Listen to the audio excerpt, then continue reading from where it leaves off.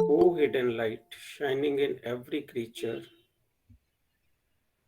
O hidden love, embracing all in oneness, may each who feels himself as one with thee know he is also one with every other.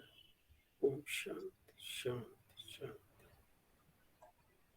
आप सभी का शनिवार शाम Shankar laws Delhi की weekly meeting में स्वागत है। जैसा कि हम जानते ही हैं कि अडयार मास्टर्स होम है और अडयार डे 2 दिन पहले अर्थात 17 फरवरी को हर वर्ष मनाया जाता है, क्योंकि 17 फरवरी को ही हमारे थियोसॉफिकल सोसाइटी के दो प्रमुख लीडर्स जैसे कि कर्नल हेनरी अल्कॉट जी, जो कि सोसाइटी के सह संपादक भी थे, उन्होंने 17 फरवरी 1907 को अपना भौतिक शरीर त्यागा था। तथा जे कृष्णमूर्ति, जिनकी टीचिंग से हम सभी परिचित हैं, उन्होंने भी 17 फरवरी 1986 को अपने पार्थिव शरीर को त्याग दिया था।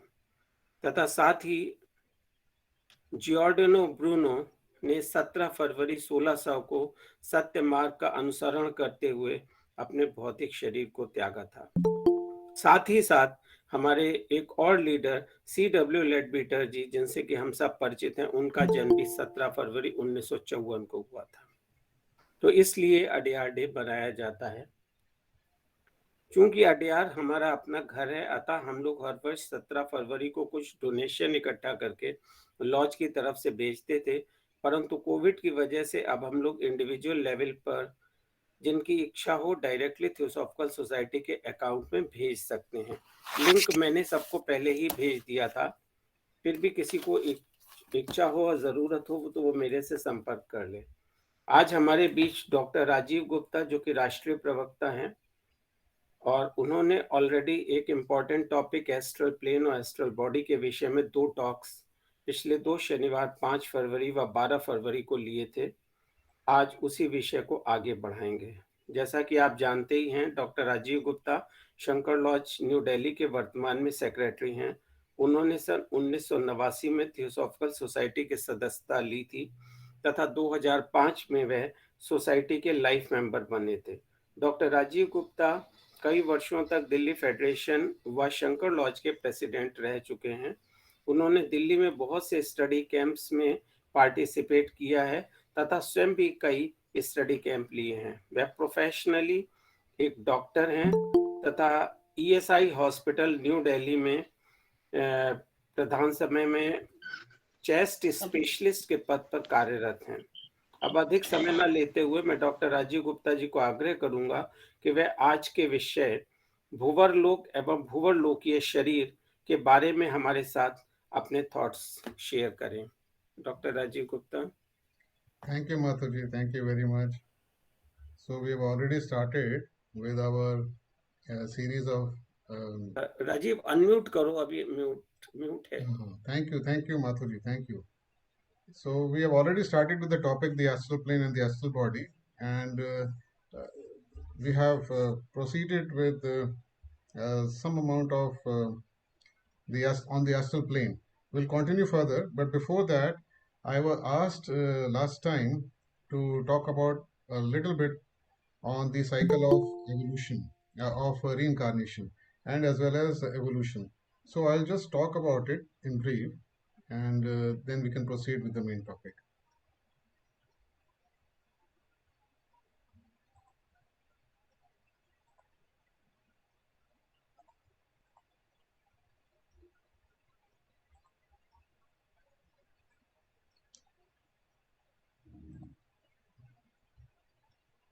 So I think we can see the slide. This slide is for all the people who are new to theosophy.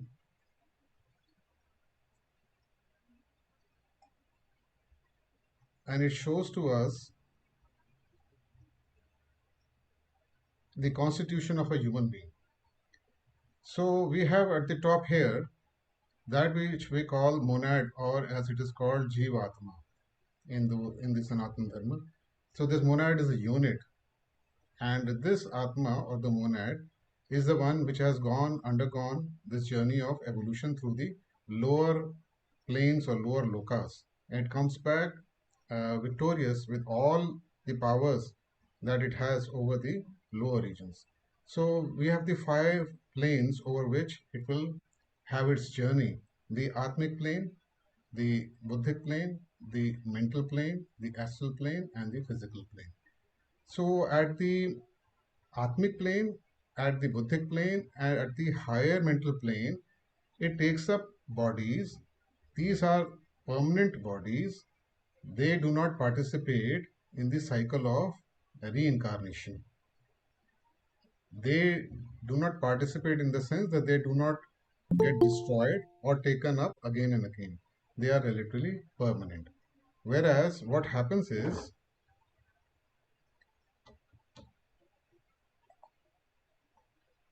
as we see here in another way, that these are the various bodies. This is symbolic only. In the middle here, we have the person, the physical body. All around the physical body, we have different bodies, because this particular way of this diagram in itself shows that all the bodies are together at the same time. It's not in some other place that they are there. They are at the same time within each other, because of the size of the different bodies, the matter that they contain. They may appear or not appear in the same way as we understand it. This is a symbolic way of showing. So we have at the innermost, the smallest, as the physical body. Beyond it is the astral body. Beyond it is the mental body. These three constitute what we call the personality. Here we can see the mental body, astral body, and physical body. All of these three are constituting what we call the lower self or the personality. The physical body is for action and speech. In the astral body, through the astral body and the working of the astral body, we have our emotional desires, feelings, everything related to our desires, our wants, our wishes, and as the mental body, what we do as thinking, analysis, etc., logical thinking that we have. So this is the constitution as we know ourselves. As a person that we know, each and every person knows that we have a body, physical body. Each and everybody knows that we have our desires, our emotions, and all of us can think. We have thoughts. We're able to analyze, categorize, we reason, we have memory. So all these things that we know as a human being, these are what we constitute as a personality. This is what is taken up during the incarnation, these three bodies. So here we see that if we see at the top structure here, this is the outermost being represented as the monad. Then we have the Atmic body, then we have the Buddhic body and the causal body. So this unit in itself is permanent unit. We can say relatively permanent unit. And this is the one from where the incarnation or the cycle of incarnation begins. This unit, first of all, as it proceeds further into the denser worlds, into the mental world, into the lower mental world, it takes up a mental body. Then thereafter it proceeds further into the astral world and it takes up the astral body. And then it proceeds further and it takes up the physical body. Once it takes up all these three bodies, this is a green circle, then the dark red, and then this is the symbol for the physical. Then what forms here is a complete human being in the incarnation at the level of the physical body as we are living on earth. तो जो हमारे भाई हिंदी में पूछ रहे थे, वो उसके उनके लिए बता दें कि हमारे जो हम यहाँ पे अभी बात कर रहे हैं इनकारनेशन की साइकिल की, और इनकारनेशन की साइकिल के अंदर जो मोनाड होता है उसके साथ में जो आत्मिक कॉजल और बुद्धिक बॉडी के साथ में वो जो जुड़ा होता है, ये यूनिट एक मेंटल बॉडी को, फिर एक एस्ट्रल बॉडी को, फिर एक फिजिकल बॉडी को, तीनों को लेता है, और तब जाके जब ऐसा छोटा बच्चे की तरह जब वो पैदा होता है इस धरती पे, तो हम कहते हैं कि अब उसका इनकारनेशन स्टार्ट हो गया है। तो इस तरीके से हम कहते हैं कि साइकिल स्टार्ट हो गई इनकारनेशन की, नए जन्म की। Then what happens is at the closure of the physical life, the person loses, the human being loses first the physical body, then it loses the astral body, and then it loses then the mental body. Thereafter, it we can say that this one incarnation, this cycle comes to an end, or one life comes to an end. So this is the whole cycle of incarnation. Since we are dealing with the astral body and the astral plane, I was asked last time to make this thing a little bit clear. तो हम ये देखते हैं कि जो जन्मा है बच्चा, वो जब फिजिकल लाइफ के अंदर अपनी पूरी कर लेता है फिजिकल लाइफ को, और फिर उसके पहले क्या होता है, पहले मृत्यु होती है फिजिकल बॉडी की, फिर उसके बाद मृत्यु होती है उसकी एस्ट्रल बॉडी की, और फिर डेथ होती है उसकी मेंटल बॉडी की, और यहाँ जाके इनकारनेशन की साइकिल कंप्लीट होती है एक लाइफ की, एक जिंदगी की। तो इस तरीके से हम समझें तो हमें मालूम पड़ता है कि मोनाड है, मोनाड ने ये कुछ 6 व्हीकल्स को अभी लिया हुआ है। मोनाड तो खुद अपने एक मोनाडिक शरीर के अंदर है, तो हमने उसको काउंट नहीं करा यहाँ पे, मगर वो एक आत्मिक बॉडी लेता है, एक बुद्धिक बॉडी लेता है, कॉजल बॉडी लेता है, इनके साथ में वो जुड़ा रहता है। इसको हम हायर ट्राइड भी कहते हैं, हायर सेल्फ भी कहते हैं, ईगो भी कहते हैं। और ये जो कॉजल बॉडी है, ये जैसे हमारी फिजिकल बॉडी है, वैसे वो कॉजल बॉडी के थ्रू ये काम करता है मेनली। और फिर उसके बाद में ये जब साइकिल स्टार्ट होती है इनकारनेशन की, पूरे इनकारनेशन के अंदर इनके पास ये 3 बॉडीज रहती हैं। ये एक तरीका है समझने का, बॉडीज कैसे एक साथ रहती हैं, ये हम जान सकते हैं इस तरीके से। So this is in brief of how I was asked to talk about it. One more thing I wanted to tell, which was left out in the previous 2 talks, that especially related to the ordinary person. Uh, since we have a few members who might have come for the first time, I'll just tell them in brief. We're talking about the astral plane. On the astral plane, and we're talking about the various inhabitants on the astral plane. There are 3 categories of inhabitants on the astral plane. First are the humans, second are the non-humans, and the third are the artificial. The humans, no matter how big a quantity they might be in, it is estimated that humans are around about 6,000 crores, if I remember correctly. That many humans are participating in currently in this chain of evolution. But even with this number, the non-humans are much, much more than the humans. And even with the non-humans, the artificials are much, much more. As we'll go on, we'll see.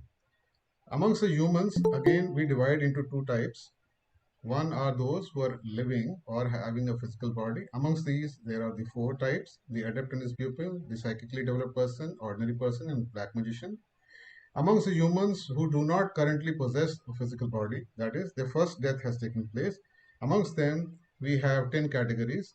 We have the Nirmanakayas, the pupil awaiting reincarnation, and the ordinary person after death. This is the one that is the most commonly found amongst the humans, amongst the dead without the physical body. And this is about this I was talking about right now. I'll go further. Then there is something called the shade, the shell, the white light shell, the suicide and victim of the sudden death, vampire and werewolf, the grey world, and man in the grey world, and black magician after death. We have completed till the suicide and victim of sudden death. Today we'll start with vampire and werewolf. These are the non-human entities. If we get time today, perhaps we can do the elemental essence as well today. Then these are the artificial entities present on the astral plane. So now we can see this thing I wanted to share also, that karma is also made on the astral plane. It's important to realize this, just like we are currently constantly making karma due to our actions at the physical level, our emotions, feelings, desires, longings at the astral level while living in the physical body, and our thinking also. So all the 3, rather we can say 4 levels: thinking, feeling or desiring, speech, and action. All the 4 levels are producing karma. When the physical body goes away and the ordinary person, normal person, finds himself on the astral plane, he starts to do certain things there. All that which action that he takes place, all the desires that he has his whole personality is still present, minus the physical body. Then also he is creating karma. This is something that we should note and understand. Number two, we have been told that when a person is dying or is on the deathbed or has died, then the people around him, even for many months or even years after his death, one should not have a lot of grief. In fact, no grief should be there. A lot of grief will cause that attention of the person to be drawn towards the earth plane, towards the person who is grieving, towards the people who are grieving. So, if we have people who are lamenting the death, who are crying, who are in real sorrow, deep grief, deeply in despair, what will happen? Their emotions will be carried and their emotional forms will go to that person who is on the currently now on the astral plane. Now, on the astral plane, a normal person usually has a period of a small period of being unconscious, just like somebody has gone off to sleep and then he wakes up. But in general, what they have said is depending on the person, the character of the person, the abilities of the person, how he has died, whether it was prolonged illness, whether it was sudden death, whatever it might be, there are majority of these people who die, the ordinary people, they undergo a period more or less depending on how much less amount of uh, grosser astral matter they may have in their astral bodies. They usually sleep off that period. I'll I'll say in simple language, an ordinary person has a very little amount of really gross matter of the astral plane in his astral body. So he may have some amount of selfish matter left, but it is not such a big amount for the person's normal consciousness to be centered there in the astral plane.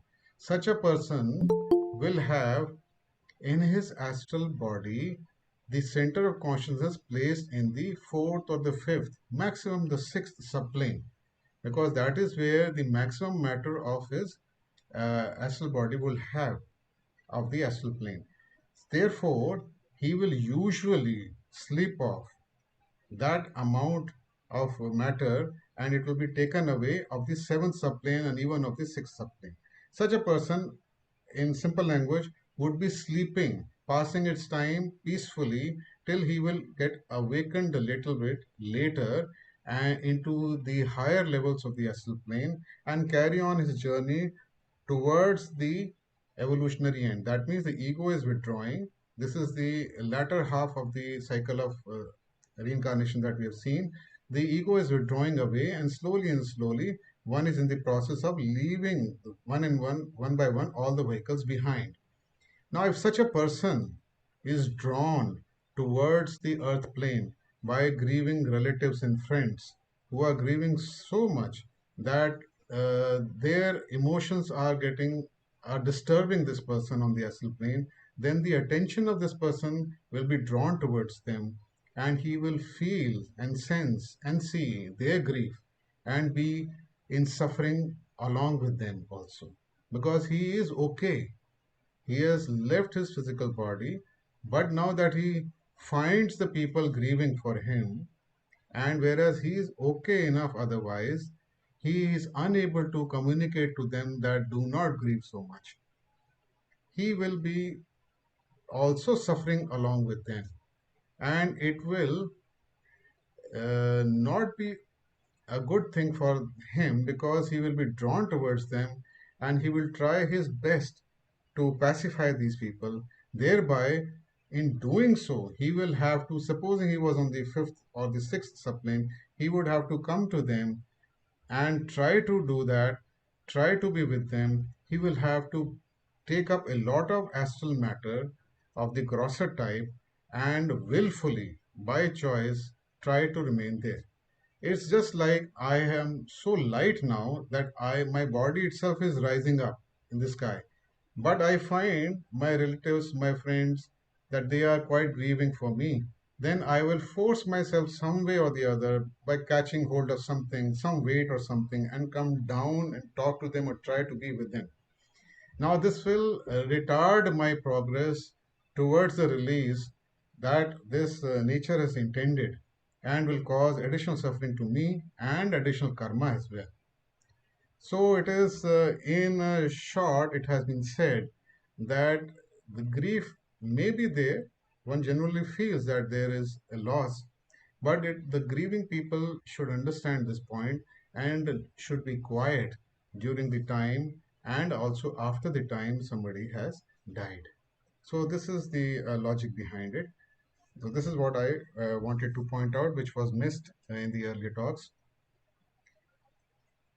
हमने यहाँ पे बात करी है जो हमारे हिंदी सुनने वाले जो हैं भाई कि कर्म भी बनते हैं एस्ट्रल प्लेन के ऊपर. जो व्यक्ति एस्ट्रल प्लेन के ऊपर होता है वो वहाँ पे जो भी काम करेगा, कार्य करेगा, वो वहाँ पे कर्म बनाता है. और ये कर्म जो है फिर संचित में जुड़ते हैं, क्रियामान कर्म होते हैं ये, और ये जुड़ते हैं. दूसरी बात, अगर कोई व्यक्ति की मृत्यु हो रही है या हो चुकी है, उसके साथ में जो रहने वाले लोग हैं, जो उसके पास में उसके अपने प्रियजन हैं, अगर वो बहुत ज़्यादा रोएंगे, दुख मनाएंगे और वो दुखी भी होंगे, तो उनका जो दुख है वो उस मृत व्यक्ति को जो एस्ट्रल प्लेन में गया है उसको भी असर करेगा. और जब उसको वो असर करेगा तो उसका उस पर नेगेटिव असर आएगा. वो भी चाहेगा कि उनके पास आके और उनको समझाए कि भाई आपको इतना ग्रीव करने की ज़रूरत नहीं है, और वो कोशिश करेगा किसी तरीके से कम्युनिकेट करने की, बताने की. वो अपने आप को उनके पास रखेगा, और उस कोई भी हमारे साथ में हमारा कोई फैमिली मेम्बर है, अगर वो दुखी है तो हमें दुख होगा ही होगा. हम कैसे बचेंगे, हम नहीं ऐसे हट सकते. तो वो दुखी भी होगा, कुछ कर भी नहीं पाएगा, और वो अपने आप को वहाँ रोकेगा. तो इसके लिए हमारे को बताया गया है कि थियोसॉफिकल स्टूडेंट के लिए भी, और कि हम इस बात को लोगों को समझाएं और खुद भी समझें और ग्रीफ ना रखें. Now we will now start with from where we left, and we left at suicide and victim of sudden death. This we had covered, and now we have to go to three more categories left in the inhabitants, which are human, but those whose physical bodies have gone, those who are without the physical bodies. So now we go on to this interesting topic of vampire and the werewolf. Before that, I'd like to remind you this diagram again. In this, we see that the personality, which is consisting of the physical body, the astral body, and the mental body, at the time of the death of the physical body, it gets separated from this unit. And what we have left is the unit consisting of the astral body and the mental body. This unit consisting of these two circles here, these units have three fates left at the time of the astral body's death. The first is the astral body and the mental body can separate cleanly. And this happens in those who are noble people, evolved people, those who are having higher types of thoughts, those who are not having lower types of passions, those who are less selfish. In such people, the matter of the mental body is not so much intertwined or intervened with the interlocked with the astral body, so that there is a clean separation between the astral body and the mental body. This is the first scenario. It happens only in these category of people who are less selfish people. Usually, in the usual mass of people, what happens is that the mental body is interlocked or intertwined, interweaved so much with the astral body that at the time of the death of the astral body takes away or tears away a portion of the mental body. So here we have written it as a partial separation.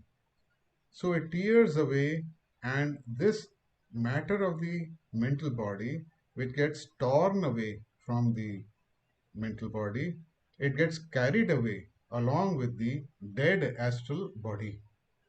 And this unit of the dead astral body, along with this torn mental body, has been called the shade, which we did last time.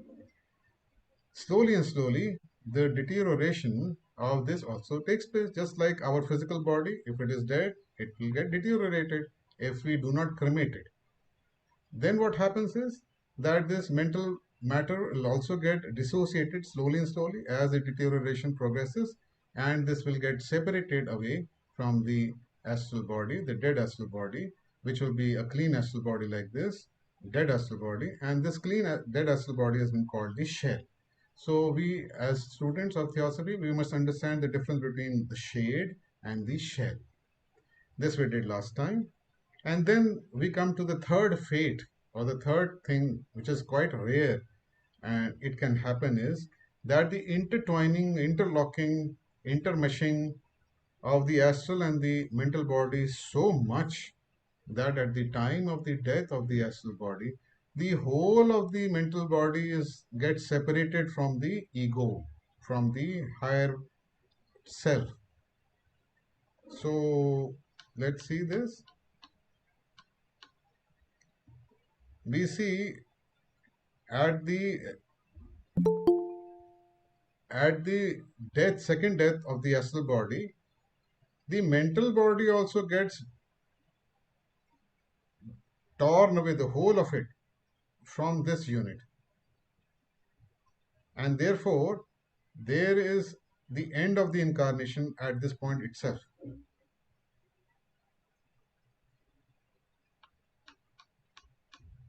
Now, this happens, the whole of the mental body is torn away from the higher self. We can call it, for our ease, the Atma, or that entity which is taking place, taking the incarnation. All the gains of this incarnation are lost. In this life, whatever was gained, whatever little that might have been gained, has been lost. It's a failure. It's like a child who has failed in the class and not learned anything at all.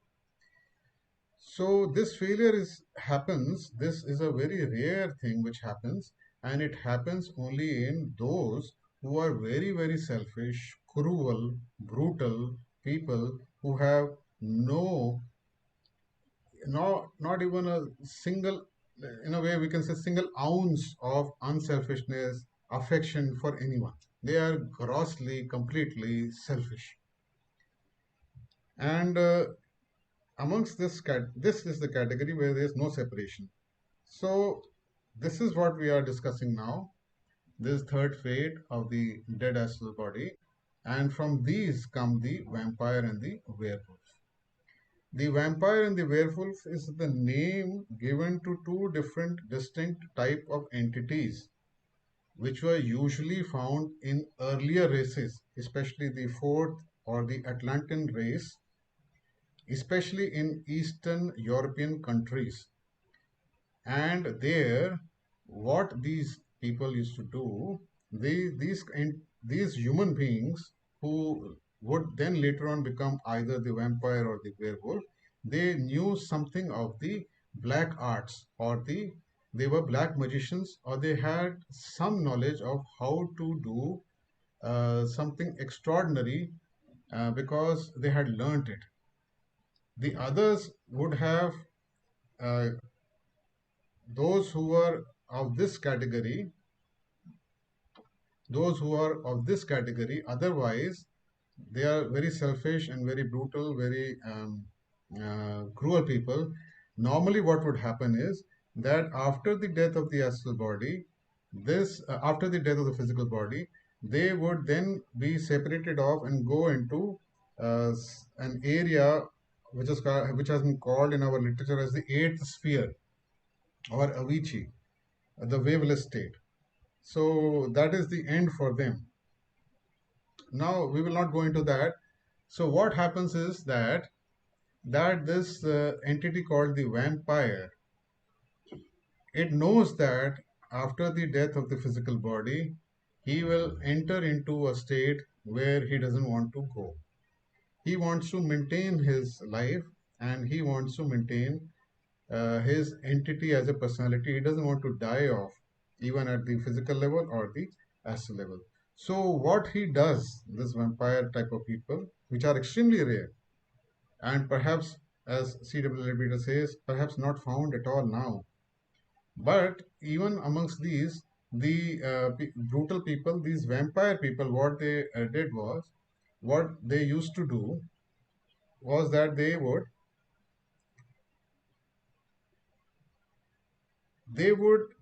go into the astral body and materialize their astral body near their physical body. They would project, they would go into the astral plane, and they would materialize, partially materialize their astral body, take the shape of a being who could draw blood, energies from other human beings and animals, suck it up and transfuse it or bring it back to their physical body. Because they could materialize themselves in their astral body, they would take the matter of the physical body only and get nourishment from the other beings all around them. This thereby they would get their life prolonged. So, as C.W. Leadbeater writes here, that they would transfuse into it blood drawn from other human beings by his semi-materialized astral body by means of black magic, and thus postpone the final destiny by commission of wholesale murder. So this is the vampire. This is just for our knowledge that this kind of entity used to exist, now perhaps is not seen.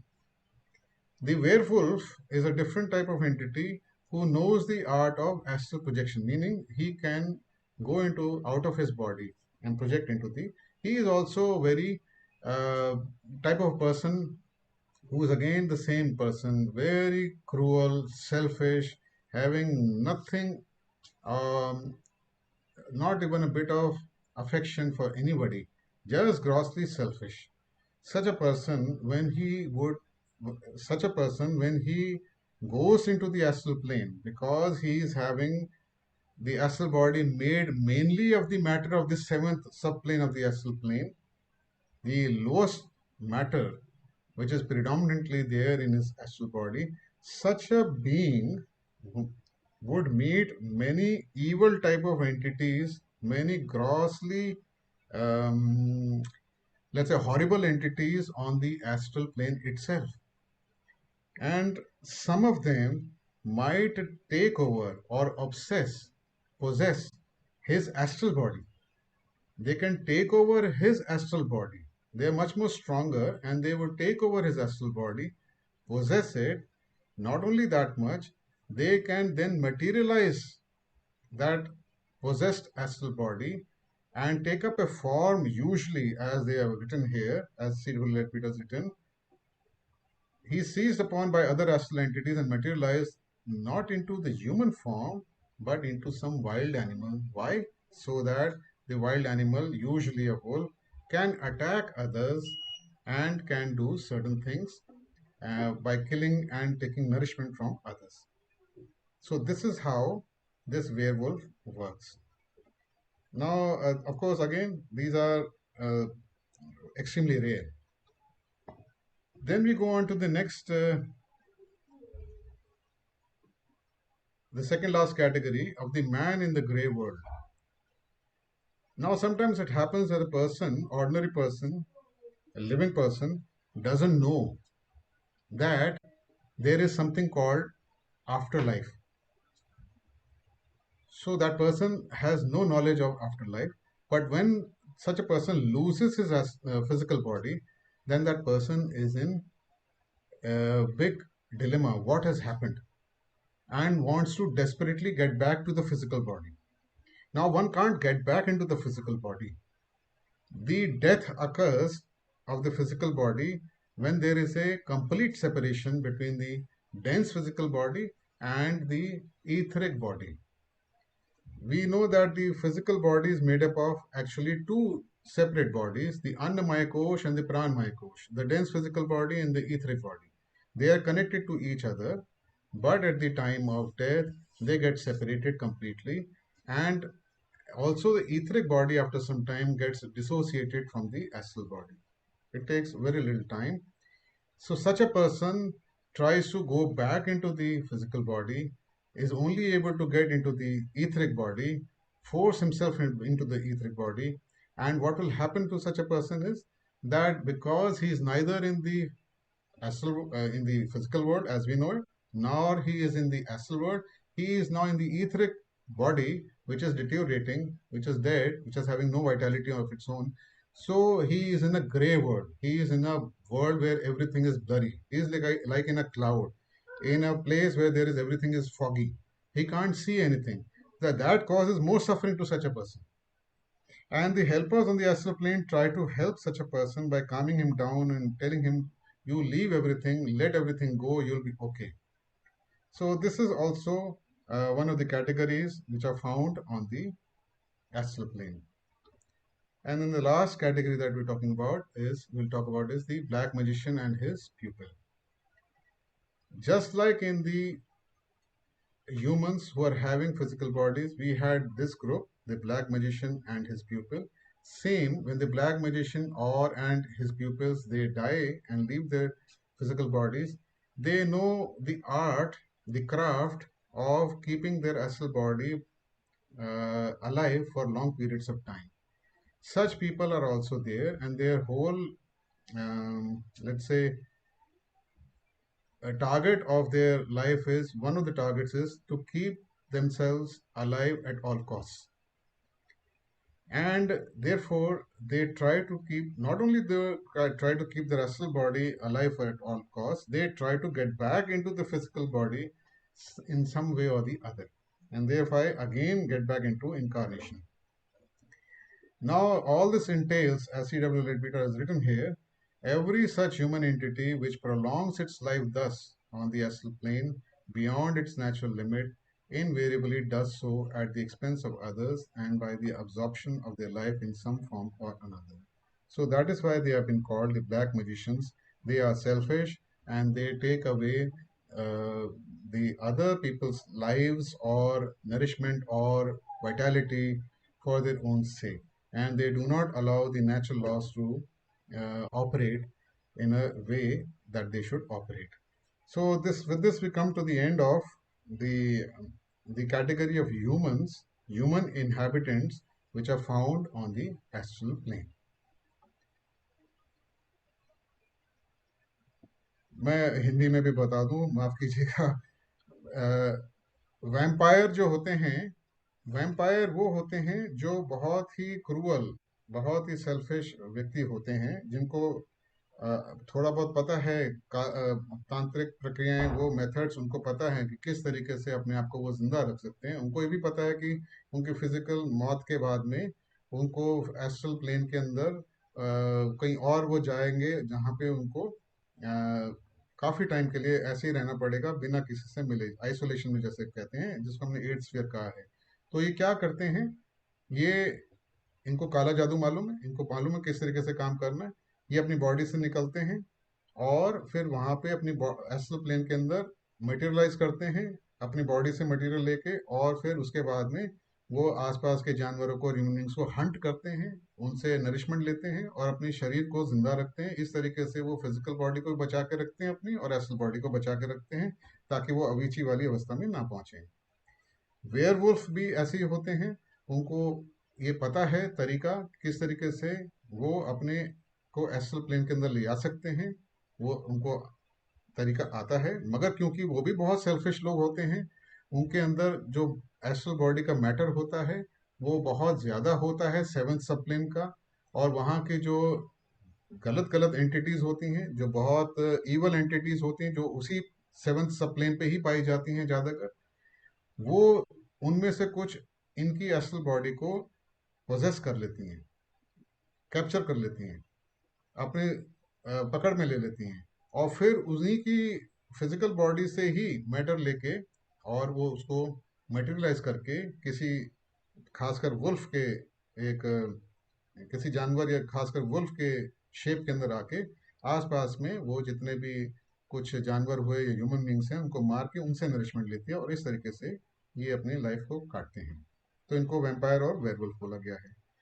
Grey world, man in the grey world जो होता है, जो व्यक्ति जिसको पता नहीं है कि भाई फिजिकल के अलावा भी कोई और दुनिया भी है, जब उसकी मृत्यु होती है तो वो जब जाता है, पहुंचता है, अपने आप को पाता है कि अपना शरीर उसे छूट गया, तो वो वापस शरीर में घुसना चाहता है। और जब वो शरीर में घुसना चाहता है तो घुस तो सकता नहीं है, तो वो अपने ईथरिक डबल के अंदर रहता है। और क्योंकि ईथरिक डबल में वो घुसता है, तो ना तो वो जागृत अवस्था में होता है एस्ट्रल प्लेन में, और ना वो जागृत अवस्था में होता है फिजिकल प्लेन में। तो उससे क्या होता है, वो एक फॉगी दुनिया में रहता है, धुंधली दुनिया में रहता है। इसलिए इन्होंने बोला है man in the grey world. फिर उसको समझाया जाता है कि आप छोड़िए, या अगर वो नहीं छोड़ पाता है तो जब उसकी इथरिक बॉडी डिटेरियोरेट होती है, खत्म होती है, तो फिर अपने आप ही उसके अंदर वो फिर असल बॉडी के अंदर अपने आप को पाता है असल प्लेन के अंदर। और आखिरी जो हमने करा था कि जो काला जादू जानते हैं, जो ब्लैक साइड पे होते हैं, जो कुछ मैजिक जानते हैं मगर अपने लिए इस्तेमाल करते हैं, वो अपने आप को जिंदा रखना चाहते हैं, एस्ट्रल प्लेन पे भी जिंदा रखना चाहते हैं, और किसी तरीके से अगर वो उनको चांस मिल जाए तो वो फिजिकल प्लेन पे भी जिंदा रहना चाहते हैं। ऐसे लोग अपना जो जो उनका इस्तेमाल करते हैं कुछ मेथड्स, और अपने आप को अपनी लाइफ को प्रोलॉन्ग रखते हैं। तो so this is what we have done till now. Now we will go to the next section, and that is the non-human entities. Non-human entities are of four types that have been described by C.W. Leadbeater. The first one being the elemental essence, the others the astral bodies of animals, third the nature spirits of all kinds, and fourth the devas. So let us see the most convenient method जो हम करेंगे ना, the most convenient, हमने चार type की जो हैं non human entities होती हैं। एलिमेंटल एसेंस, इसके बारे में अभी हम पढ़ेंगे क्या क्या होता है। एस्ट्रल बॉडी होती है एनिमल्स की, एनिमल्स भी मरते हैं, उनकी भी बॉडीज आती हैं। नेचर स्पिरिट्स कुछ चीजें होती हैं, और फिर Dewas. Now here C.W. Leadbeater says that there are other evolutions apart from human evolution also. In fact, he did not categorize that much. He has just said that there are, apart from humans and Deva evolution, other types of evolutions, and amongst them there are two types of evolutions which which have not been told to us, and these initiates, these people who know about them, they have been told not to reveal them also. They have been forbidden. The word that he has used in the book Astral Plane is that they have been forbidden to talk about them, to tell about these two types of evolutions about which human beings are absolutely unaware of. These two types of evolutions which are going on currently, about which we do not know about, if we ever, the humans ever come into contact with these two types of evolutions, it will be only through black magic, and that will be disastrous for both. So he has said that these two, but C. Janraj Das, he has given in his book First Principles of Theosophy 7 types of evolution. Amongst them, we are the ones which we call humanity. This is one type. Then there is the Deva evolution. The third type, he said, there is something called the cell life. And the fourth he has talked about are the chemical elements of the atoms. That is all. Amongst the others, he has not talked about it all. तो हमारे यहाँ पे 7 प्रकार की evolutions की बात करी गई है। उसमें से एक तो जो इंसान है, जो मनुष्य है, उसकी एवोल्यूशन की बात करें, ह्यूमन की। दूसरे जो हमारे देवा हैं, जो एंजल्स हैं, इनकी एवोल्यूशन की बात करी गई है। तीसरा कुछ सेल लाइफ जो होता है, छोटे जो सेल्स होते हैं हर एक के शरीर में पाए जाते हैं। और चौथा है जो एलिमेंट्स हैं, इनके बारे में। और कुछ और भी एवोल्यूशंस की बात करी गई है जिसके बारे में हमें बताया नहीं गया है। So we'll try to see a little bit more about this. This is important for the theosophical student to know that we are not the prime and the only people or the maximum number of people on this earth. There are we are just a tiny part of the number of entities which are inhabiting even the physical life. So let us see. We see this. This is again from first principles of theosophy. We see from the minerals, the evolution is now towards becoming highly evolved entities, which we are calling Dhyan Chuans here. And what happens is, on Earth, there is earth that is solid, and there is water, and then there is air. So on Earth, from the Earth, we see that there are mosses and ferns. These are non-flowering plants, non-vascular plants. So we'll just see this side on the right side. This is all we'll see. This might be a little confusing for many people, so do not see the other side. Just see on the right side. This, if you can see my mouse moving, mosses and ferns. From the earth, these plants they grow. These mosses and ferns, they then progress or evolve further into flowering plants. These flowering plants then they evolve further, go further, and then they become trees. And from the trees, they go into becoming greater reptiles and lower mammals. Lower mammals are rats, bats, greater reptiles are there, and then from these they become mammals. And then from here, they get individualized and they become men or humans. The humans then they become adepts. And this is the human evolution, just on this right side. Whereas from the earth itself, when we have grasses, now let us see the mouse, let us just follow the mouse. We have the grasses, then from there are the cereals, we get a food from there, then they go into bees and ants, then they go into the that part of physical subplanes or matter which we call etheric. They become tiny etheric creatures. From these etheric creatures, they become land fairies. So these are called fairies. They are small creatures, we can't see them. They are land fairies. So then they become higher etheric, they become salamanders. Salamanders are those etheric entities which are living in the ether and in fire. Then these further progress and they become sylphs. The astral, these entities, they are called in the astral plane sylphs. These nature spirits, these are called, all of these are called nature spirits. They are called the sylphs here. So this is one line. The other line is we have microorganisms like fungi, bacteria, etc. Then they become insects, then they become smaller reptiles, then they become birds, then they become land fairies, and then they finally go into sylphs. Then from the earth we have a third. This is one, two, third, and this is the fourth line from the earth. Deep in earth, deep in our earth, at a deeper level, we have those which are called gnomes without any particular shape. They are living there in the depths of the earth.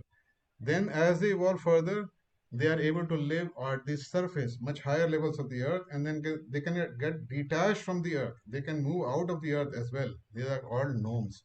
Then they also land up becoming land fairies, then salamanders, and then sylphs. From the water, we have seaweeds, coral sponges, cephalopods, then fishes, and then further into something called undines. And these are again nature spirits at the level of the ether. Then they become cloud spirits or higher ether, meaning at the air. They are nature spirits present in the air. And then they again go up into becoming sylphs. And the final thing is that from the water, in deep levels, very deep levels in oceans, we have lower etheric forms in the deep sea. Then they evolve further into etheric forms in the middle depths, and then they finally go onto the surface of the water, where they become undines, and then into cloud spirits, and then into sylphs. This is how, when they become sylphs, they then become devas. As they become individualized, they become devas, and on the astral level.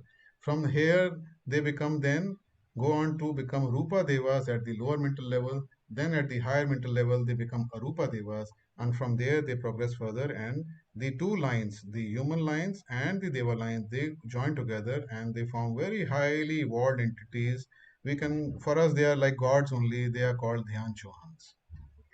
So this is how the evolution of life is going on amongst only these two types of evolution that we talked about, human and devas. तो हम यहाँ पे हम बात करें कि हमारे पृथ्वी के ऊपर पृथ्वी से 4 लाइंस चालू होती हैं एवोल्यूशन की। तो एक जगह पे तो जो ह्यूमन एवोल्यूशन की लाइन है वो छोटे छोटे प्लांट से बनते हुए फ्लावरिंग प्लांट्स पे बनती है, जिनमें फूल आते हैं, फिर पेड़ बनते हैं, फिर आगे जाके मैमल बनते हैं, फिर ह्यूमन बींग्स बनते हैं, और उसके बाद में वो ध्यान चौहान बनते हैं। इसके अलावा बाकी सारे जितने भी हम देखते हैं, जो घास फूस है, जो माइक्रो ऑर्गेनिजम्स हैं, जो नदियों के अंदर जो वीड्स हैं, वहाँ पे जो प्लांट्स हैं, वो सब के सब जाके वो देवास बनते हैं या एंजेलिक किंगडम में ज्वाइन करते हैं, और फिर आगे जाके जब मर्ज करते हैं तो हम ध्यान चौहान बनते हैं। इस तरीके से हम इसको समझ सकते हैं। Now we have to understand one more thing,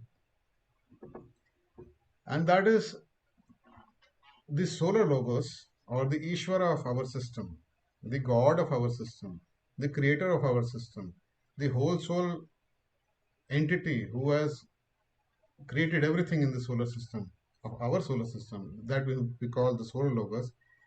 When he starts the manifestation, when he begins to form the solar system, then he has 3 types of forces coming out of him.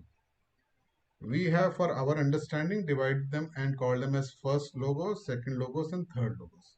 In Theosophy, we will come across these terms, so it is better to introduce these terms right now. Now, the first logos, the second logos, and the third logos.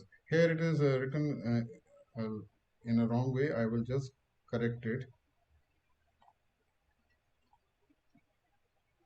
No, this is right. This is right. This is right. So,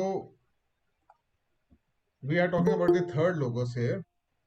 Now, the third logos, or the third force, we can say, coming out of the solar logos, it first makes its appearance or moves into the area which has been demarcated by the solar logos, where he will create this solar system. And this third logos, or this force, it creates atoms. It creates all the 49 subplanes that we had discussed earlier. These are the 49 subplanes, or the 7 lokas that we have talked about in the first talk. There are the 7 types of worlds which are created. Each world is having 7 subplanes depending on the state of matter, the dense state of matter. So like in physical, we have the solid, liquid, gas, and the 4 etheric states of matter. So in all the planes, there are 7, a total of 49. So these 49 subplanes, or 49 states of matter, are created by the third logos. And this third logos, because it is the first to proceed further, it has been called as the first outpouring, the first life wave. So this first outpouring means that this is the first to take action to move in the solar system. Once the atoms are made, then once all the atoms are created of the 49, then what happens is, then comes the action of the second force, which is called the second logos. Of course, the first logos is still working. It's not that it has finished its work, but for our understanding, let us say once the atoms are made, then the second logos comes into action. Second logos has been called in our Sanatana Dharma as Vishnu aspect. The first logos has been called Brahma, the creator. Vishnu as the preserver, the one who is going to preserve everything. And the third logo, the first logos or the third outpouring has been called the Shiva.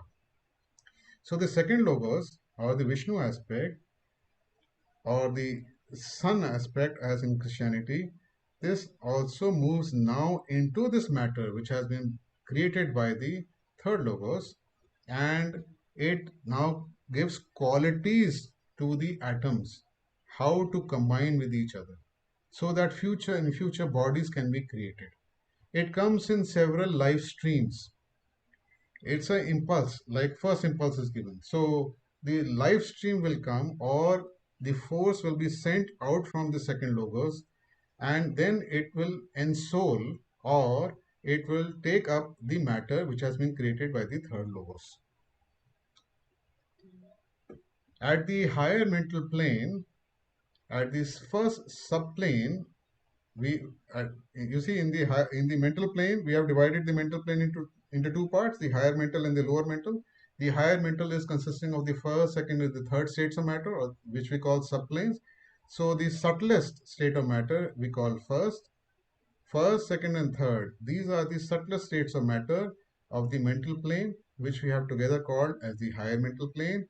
This higher mental plane is at the subtlest most level. This second logos, the live stream coming out of this, the force coming out of this, it takes up the matter and souls it. The matter, all the atoms which are present here, they are all single atoms present here, and then it makes them, gives them qualities of how to aggregate or combine. This quality is given to this matter, and this quality which is given to this matter and this whole subplane, and with this life of the second logos on this subplane, has been called as monadic essence. This is all that we need to understand, this much. As this second logos life goes on further down into the second and the third subplanes, this monadic essence which has been ensouled, these atoms, they combine with each other and they form molecular structures or much more complex structures. That is why instead of being called as monadic essence, they are called as elemental essence. This is all that we have to understand. So this elemental essence is the ability of the matter of that second and third subplane here, and all the subplanes actually, to combine when an impulse comes for them to form a particular type of shape. I'll go further deeply into it, but first let us understand this much only. At the higher mental plane, the first subplane has been called monadic essence. This is the life of the second logos, which has ensouled the matter here, the atomic matter here, and then the combinations are made. And how the combinations are made, I'll speak further. Mathurji, I have very little time. I will just mention it here and perhaps take it next time in more detail. आप देख लो कैसे 2-4 minute अगर थोड़ा सा मैं कर लेता conclude हूँ, कर लो। हाँ, देखता हूँ. So this monadic essence is there, and this is the elemental essence, and both these elemental essences have been called as the first elemental kingdom because all the combinations, the ability to combine here at the higher mental plane. What is at the higher mental plane? At the higher mental plane, we have abstract thoughts. A human being, whenever he has abstract thinking taking place, then those thoughts are created at this level of the higher mental plane. The matter of the higher mental plane, meaning the matter of the first, second, and third subplane, they combine with each other. And this has been called Arupa plane as well. They combine with each other in such a way as to be able to express the thought. And this combination is made possible because of the life of the second logos, which is manifesting through this matter, and the ability that it is given to this matter to combine itself to express this thought. So this is how this life stream which comes from the second logos, it takes up the matter here and makes the monadic essence. It combines further and it makes the elemental essence. And this together, this has been called the second and third. Some people have called even the first together with the second and third as the first elemental kingdom. But Dr. Annie Besant is very clear in studying consciousness. She says that the monadic essence is not part of the first elemental kingdom. She says only the second and the third, they form the first elemental kingdom. Now, as this life and it this second life of the second logos stays here for one whole planetary chain period because the matter needs, all the atoms need to get that experience, the ability, the vibratory capacity, the quality to express themselves easily, properly as abstract thoughts and to combine with each other. Once this ability has been gained, and it usually takes one planetary chain for that to take place, then the life stream goes further down, and then in the next planetary chain, it takes up the matter of the lower mental plane. There it is called the second elemental kingdom. In the lower mental plane, the fourth, fifth, sixth, and seventh subplanes, they are related to the thinking aspect in terms of concrete thoughts. So when we think in terms of concrete thoughts, when we think of a cup, then a shape of this particular cup is formed, and because the shape of this cup is formed, this is formed in the matter of the lower mental plane. It is called therefore a rupa plane, where there is a shape, and here all these combinations together, they are called the second elemental kingdom. Once the stream of the second logos, the second life wave, has taken the one planetary chain period to be able to learn to express itself, all the qualities of this plane, how all the combinations that can be made, all the lessons have been learned on this lower mental plane. It proceeds further, and then it enters into the astral plane, where again the atomic part of the astral plane, or the first subplane, here it is called the monadic essence. And the rest of the six subplanes have been called elemental essence because they are combinations of these. And all here again, the same thing happens when a human being or nature spirits or devas, all the entities who are there on the astral plane, when they express themselves on the astral plane in terms of feelings, in terms of sensations, in terms of emotions, then the matter of this astral plane, which has been ensouled by this life of the second logos, the life stream of the second logos, it develops the qualities and gives the ability of this matter to express itself in terms of desire, to form those forms, the desired forms, to express itself for that desire to take place. So it is here it learns how to respond to different types of desires of the different entities. So it starts to make the shape and it learns that thing here. Once this lesson is over, and it usually takes one planetary chain, then it proceeds further and enters into the physical plane, and there into the mineral kingdom, the etheric kingdom, and there also the first subplane, it is called monadic essence. This whole matter here from the second to the seventh subplane of the astral plane has been called as the third elemental kingdom. In theosophical books, we will come across many times these terms: the elemental kingdom, first elemental kingdom, second elemental kingdom, third elemental kingdom. We'll come across the terms monadic essence, elemental essence. We'll come across the terms elemental. Now, C.W. Leadbeater says it is better to avoid the word elemental in terms of when we are discussing elemental essence or elementaries. So maybe next time I'll talk about what are elementals and where they should be used. For today, I will just close with this so that we understand this part, that there are 2401 types of elemental essences on the astral plane as has been described by C.W. Leadbeater.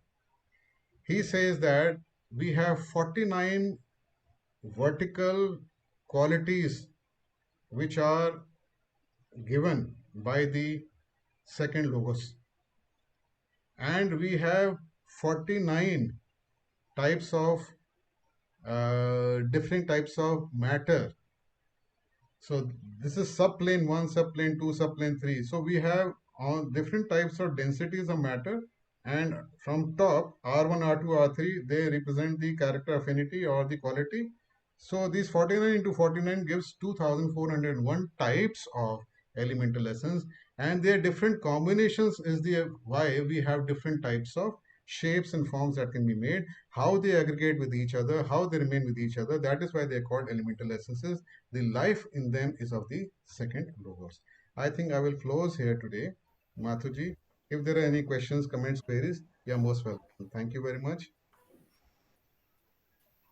धन्यवाद doctor Rajiv. आपने astral world जो कि बहुत ही complex और समझ से परे है, उसको साधारण शब्दों में बहुत ही विस्तार से और अच्छे से हम लोगों को समझाया। इस बारे में अगर किसी का कोई प्रश्न है या किसी को कुछ ऐड करना है तो प्लीज बताएं। एक्चुअली मेरा एक क्वेश्चन है अंकल आप एक बार प्रेजेंटेशन फिर से दिखा सकते हैं क्या? हाँ हाँ वो बताओ। वाली थी जिसमें आपने एंटिटीज ऑफ एस्ट्रल प्लेन वाला ह्यूमंस वाला जो पार्ट था, एक बार आप वो वाली स्लाइड ओपन कर सकते हो क्या? उसमें क्वेश्चन था।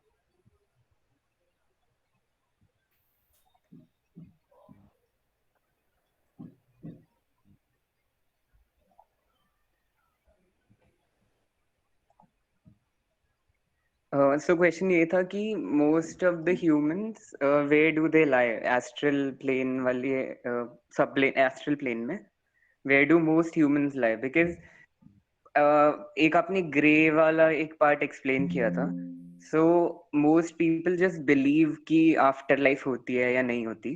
तो बिलीव करने से हम एसेंशियली एक इमेज बनाते हैं उस चीज की, हमें एक्चुअल चीज पता नहीं होती है। ये सो कौन सा कह रहे हो? ये वो क्लासिफिकेशन की बात कर रहे हो, ये वाली? ह्यूमंस वाले में एस्ट्रल प्लेन में। हाँ, ये एक ह्यूमन है हाँ विद लिविंग, और एक है ह्यूमन विद डेड बॉडीज, इसमें से ये दो है ना? हम्म हाँ ओके सो हाँ बट डेड बॉडीज वाला हाँ। हम्म।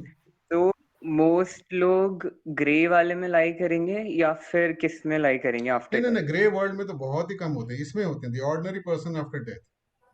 बट अगर मोस्ट लोगों की बात करें तो लोग बिलीव करते हैं कि डेथ होने के बाद हम लेट्स से कहीं जाएंगे या नहीं जाएंगे, किसी को एक्चुअली नहीं पता है वो। अब तो वो ये बिलीव। ये ये जो तुमने कहा एक्चुअली नहीं पता है, ये ये तो एक अजम्पशन है ना। हम यहाँ थियोसफी के अंदर जो बात कर रहे हैं, हम बात कर रहे हैं कि हमारे, देखो अभी तुमने शायद अटेंड नहीं करा, मैंने क्या बोला था इसके अंदर शुरुआत के अंदर, ये ध्यान से सुनना। सी डब्ल्यू लेडबीटर ने अपने फर्स्ट अपने फर्स्ट हैंड एक्सपीरियंस से ये बात करी है। देखो उन्होंने क्लेम करा है कि this is my first hand experience. So he has said that I have not only done this work, I have confirmed with two other independent trained investigators amongst himself जो उनके लेवल के थे, and the seniors जो उनके थे, उनसे इसको confirm करके कह रहा है this is original work. Now you don't want to believe it, it's a different matter. तो एक आदमी ग्रीनलैंड गया, ग्रीनलैंड में उसने जाके वहां पे स्टडी करा, देखा, उसने आके एक अकाउंट बताया सबको। ग्रीनलैंड एग्जिस्ट करता है कि नहीं करता, it is for us to go there and find out कि कितना है।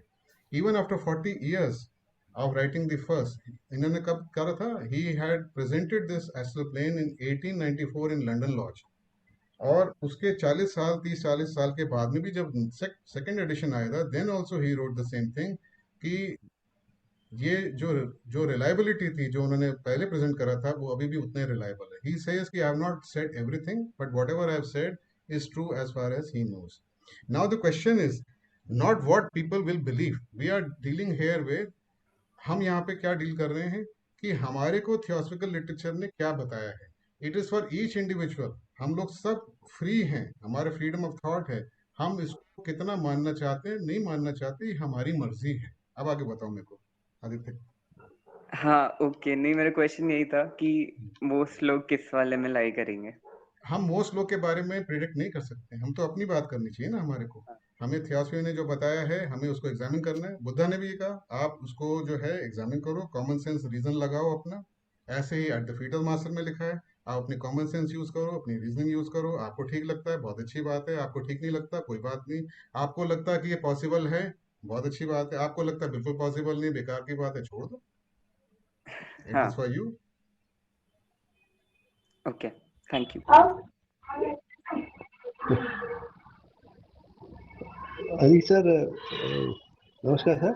नमस्कार जी, नमस्कार। Can you hear me? हाँ हाँ, यस। अच्छा जी, मैं जो इन्होंने पॉइंट कहा है, जो है आप बिलीव करते हैं नहीं करते हैं, वो डिसाइड द पॉइंट है। पहले उसको एक्सप्लोर तो किया जाए कि आदमी कह क्या रहा है, उसको समझा तो जाए, उसके बाद ये पॉइंट आता है कि अगर आप बिलीव करते हैं नहीं करते। अभी तो हम सिर्फ आपसे सुन रहे हैं, थोड़ा सा सुना है, दो चार लाइनें पढ़ी है, जरा डीपली अंदर उसको स्टडी करें, देन वी कैन से, नहीं, then we can find. Aditya का देखिए भगवान जी, आदित्य का सवाल भी अच्छा था, और सवाल हाँ पूछने चाहिए। ऐसा कुछ नहीं, यंग है हमारे, हाँ यंग आगे के हमारे फ्यूचर के थियोसफिस्ट हैं ये, और ये अच्छा हाँ, है, वो पार्टिसिपेट कर रहे हैं, बहुत अच्छी बात है। अच्छा, अच्छी बात है। मतलब ये कि आदमी आगे प्रयास करे ढूंढने का, और जी जी आगे ढूंढने प्रयास करे, तब अपनी ओपिनियन बनाए। जी जी। जी हाँ। Thank you, thank you. Shindeji is here. Mathurji, Shindeji is here. We would like to have his comments Yes. on. Yes. Shindeji. No, what we have to do, we are just discussing the thoughts that are given in the Theosophical Society about the astral plane, about the different planes, and we are concerned with these thoughts. If they are applicable for our development, you can take it. There is no force at all. So we are deeply going into these thoughts, which are very important thoughts, and they may give us a right guidance for the development. It is quite true that the astral plane is very important. Astral plane is the kama sharira or desire body, and this desire body, desire is the cause of rebirth. So if we become desireless, which is very difficult, and if we want to become desireless, then it is better to have the knowledge about the desire body, and that Rajiv Gupta has dealt very deeply how it is explained in Theosophical Society. He has explained the theosophical thoughts, and we all are explaining the theosophical thought, theosophical teaching. And this is so clear for many of us who study deeply, but let it be. It is not our thought, but it is a theosophical thought. We are preaching theosophy. In that sense, you can look at it, and that will help. You know, when I read how we are connected with the all what he explained, how reincarnation and how evolution from mineral kingdom to human kingdom, our skeleton, it is read, this is again a thought, it is said what skeleton and tooth parts we have in our body, skeleton and tooth are remnants of the mineral kingdom. See, these are the remnants of mineral kingdom. Once we lived as the mineral kingdom and died as the mineral kingdom and then evolved into plant kingdom, there is also a thought is there, and it is said skeleton and tooth are the part of the mineral kingdom. They are the remnants of the mineral kingdom, and whatever lymphatic system we have in our body, that lymphatic system is belonging to the or remnants of the vegetal kingdom. And whatever perceptive power we have, it is belonging to the animal kingdom. And human kingdom, we have the power of intuition. So this perceptive power is very important. It is being brought from the animal. We have this animality, and this perception, whatever sorrow we are feeling, misery we are feeling in our life, because our perception is not clear, our response is not adequate, and therefore we are feeling misery. So a lot of animality is there in us that must be removed, and it is this desire which affects our life. So it is very important to humanize ourselves and develop to the intuition. And for that purpose, study of seven principles or man and his body is a very important topic. Dr. Rajiv Gupta has explained very nicely. I liked those diagrams also. You have given the monad outside in red color. It is wonderful. So all inside, very nicely you have explained how there is death of desire body, mental body, and who will study so much deep. People like you really go into it, try to explain it. Really, I congratulate you for going deep into such things. And we always appreciate what Theosophy has done for us. And they have kept that in writings and literature. It is our duty now to tell to the new generation what thoughts of Theosophy are. This is what I think Rajiv Gupta ji and Rajiv Mathur ji, I want to share what you like to me to say. Thank you very much. Thank you, brother. Thank you, very much. Shinde ji. Thank you very Thank you, much. Dr. Rajiv Gupta. Thank you. Thank you to all participants. अगर किसी का अभी भी कोई question है तो please करें, हालांकि टाइम काफी हो गया है। राजीव जी, हाँ बस बोलिए मैं सुषमा जी। ग्रेटिट्यूड पे करना चाहती हूँ। हाँ अभी सुषमा टिम बॉयड ने कहा था कि थियोसॉफिकल सोसाइटी में स्टडी, मेडिटेशन, सर्विस के अलावा जो चौथा लिम्ब है वो ग्रेटिट्यूड पे करना है। तो ये जो चौथा लिम्ब है ग्रेटिट्यूड पे करना, आपने इतनी अच्छी तरह से बताया, इतनी क्लैरिटी के साथ कि बस उसको अब जज्ब करना है, समझ में सब आ गया। और आपके जो वो पावर पॉइंट प्रेजेंटेशन के साथ जो आपके डायग्राम थे, really very very very marvellous. I am very thankful to you. और बहुत अच्छी तरह समझ में आया। लेकिन बीइंग अ टीचर मैं ये समझती हूँ कि समझ में तो आ गया, लेकिन जब हम एक्सप्रेस जिस दिन मैं कर लूंगी उस दिन मैं अपने को जो है वो समझूंगी कि हाँ मैं शिष्य हूँ आपकी, जो आपने बताया। और शिंदे साहब ने उसको और क्लियर करा। मुझे जो भी प्रॉब्लम होती है मैं शिंदे साहब से भी पूछती हूँ। राजीव जी बहुत बिजी रहते हैं, तो बहुत बहुत धन्यवाद शिंदे साहब आपको भी और राजीव जी को। I am really thank you grateful Sushma too ji, you. Thank you Sushma ji. Thank you. Thank you Sushma ji. और किसी का कुछ क्वेश्चन है या किसी ने ऐड करना है तो प्लीज करें। हम लोग क्लोज करते हैं मीटिंग प्रेयर के साथ। नेक्स्ट टाइम का आप अनाउंस करना चाहेंगे? नेक्स्ट टाइम का हम भेज देंगे।